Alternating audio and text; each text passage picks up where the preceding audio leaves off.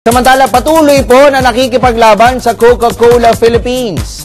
Inuulit ko, nakikipaglaban sa Coca-Cola Philippines ang 13 former Powerade Tigers na na-disenfranchise sa niho ng bigla ang pagbebenta ng kuponan. Sa panayam ng PTV Sports, kay team leader at dating Powerade Tigers alternate Governor Kenneth Duremdes, hindi lamang pride kundi respeto na ang kanilang ipinaglalaban ngayon.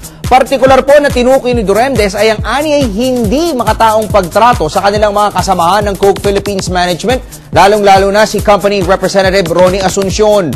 Kwento ni Duremdes, pinabitbit di umano ni Asuncion papalabas ng Coke office sa Makati City ang dalawa sa kanilang mga kasamahan matapos sa tanggihan ng hindi patas na alok ng kumpanya. Kamakailan lamang po ay nagpadala ng demand letter sa Coke ang grupo ni Duremdes upang humingi ng paliwanag kaugnay ng ilang kwestiyon na anila'y tila iniiwasang sagutin ng diretso at personal ng management.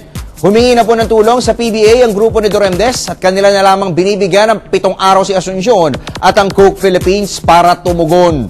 Bukod kay Duremdes, handa rin humaghay ng reklamo laban sa Coke Philippines sa mga dating staff at players ng Tigers na sina Rodney Santos, Gerard Francisco, Assistant Coach Ricky Dandan at iba pa. Ay, ganun din. Pina-escortan sila ng security guard pababa.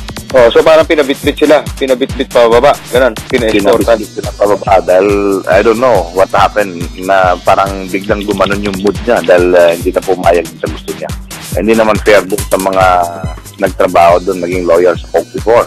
Kawawa naman na tratuhin mo na gano'n, lalo na babae, pinatulan mo pa.